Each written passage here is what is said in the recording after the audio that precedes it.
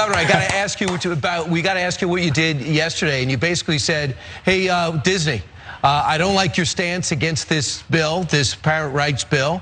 So maybe we're going to revisit your special status in Florida." Do you want to expand on that? Well, over many, many decades, Brian, they've gotten incredible treatment from the Florida legislature, and they are treated on a pedestal. This one corporation is treated differently than everybody else. But when you're trying to impose a woke ideology on our state, we view that as a significant threat. This wokeness will destroy this country if we let it run unabated. So in Florida, we take a very big stand against that. Governor, they claim that means Florida taxpayers are going to be on the hook for about $1 billion because of your decision. So could this end up backfiring on the people of Florida? Yeah, no, Disney will pay its debts. Disney will, for the first time, actually live under the same laws as everybody else in Florida. Imagine that. The bonds will be paid by Disney. They will be paying taxes, probably more taxes. So you guys are going to have to pay the bills for the police, the firefighters. No, so that's the thing. People just. Their taxes they pay to Reedy Creek, they're paying themselves. They are Reedy Creek. It's a fiction.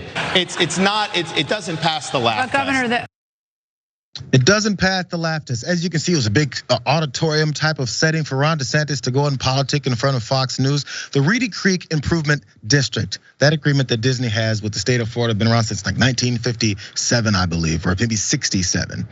Here's the reality of this whole politicking process, because that whole thing, how he's shutting them down and signed the bill and now Disney's gonna pay. Here's some reality. From Sarah Rumpf, she was writing this. She says, in addition to collecting and remitting sales taxes to the state, including the percentage that goes to each county and tourist development taxes from hotel guests, Disney pays property taxes to Orange and Osceola County at the same millage rate as all other county taxpayers, totaling nearly $300 million from 2015 to 2020. The Florida Constitution does not allow taxpayers within a county to be treated differently unless those taxpayers consent to the creation of a special taxing district to levy additional taxes on top of the regular county property taxes. That's exactly what RCID, which is the Reedy Creek Improvement Development, has been doing for over 50 years. Disney pays additional taxes to RCID at the highest millage rate to the state to cover expenditures for government type functions like building permitting, fire and emergency medical services, a power plant, water and waste treatment, trash and recycling, and construction and maintenance of roadways and waterways, it says.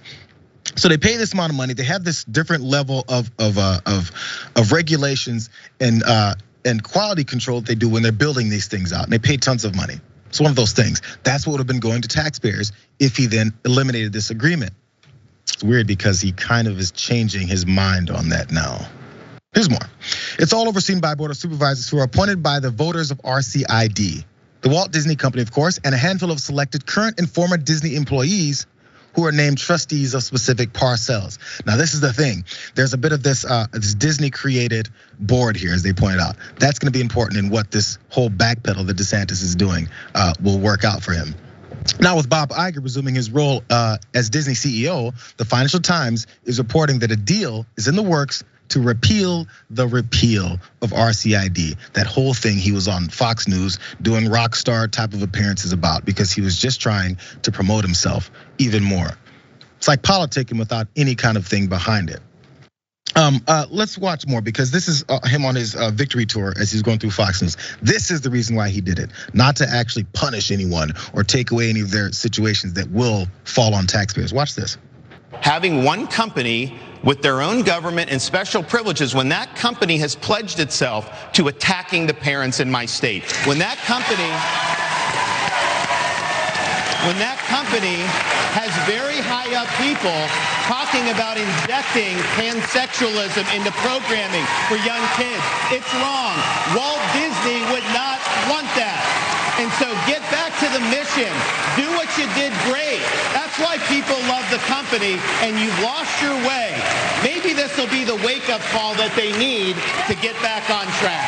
All right, Nick, you heard the reaction. I think this is a hot political issue, cultural issue. You got it. Up next, we're gonna. All of of that applause, all of those words, what do they really mean? You have to ask yourself this question when it comes to politicians like Ron DeSantis. Because look, the applause lines, everybody's standing up. Laura Ingram's like, you think that's a hot political discussion? I think it was. Is it now? Now that he's won his re-election as governor and everything is kind of getting quiet when it comes to this whole controversy. Everyone in the state apparently was helping this guy out. This is what really stuck out to me. State Senator Linda Stewart, she's a Democrat. State Senator Linda Stewart is a Democrat, and she represents parts of Orlando who previously served as an Orange County commissioner for years. She understands the issues involved with Disney and RCID well. I don't think DeSantis understood how badly this could go for the state of Florida and the counties and the cities, she told the Times, the Financial Times, it was writing about this, correctly assessing the potential repeal of RCID as a tax increase on the residents. Now, according to Stewart, that same Democrat who the planned compromise includes removing RCID's ability to build a nuclear power plant or airport, two powers granted under the original '67 statute that Disney has never pursued and seems highly unlikely to do so at any point in the foreseeable future. Those two aspects were what they're now gonna take away and say Ron DeSantis was the reason why this happened. Other discussions sound like an effort to help DeSantis pretend he, quote, won this mess that he created by allowing the governor to appoint 2 of the 5 members of that RCID board. Stewart seems to acknowledge this was the intent, telling Grimes, who wrote that article for the Financial Times, we can't let the governor look like he lost. Ron DeSantis makes a political stunt, pulls off this whole political stunt. Everyone knows it's a political stunt. Everyone sees the horrible implications of if he goes through with it. He knows it too. He does nothing about it, gets quiet and goes, let's go ahead and repeal that a little bit. And then let me appoint just 2 people to this board of 5. So they're the minority in this board of 5. And also, you guys will eliminate those 2 powers that you were never gonna use in the first place. And I'll walk in like I still won. The worst part of this whole thing, the Don't Say Gay bill that he signed that's gonna be putting all these extra implications on these children and targeting them after all this politicking, that's the one thing that's staying in place. That's the one thing that still has to get challenged. That's the thing that he did do. He's not talking about that though either. He's talking about how much he's getting people coming for me. They create problems, then get into the mix of it and say that they won at the end when nothing comes out of it, except for a little bit more oppression.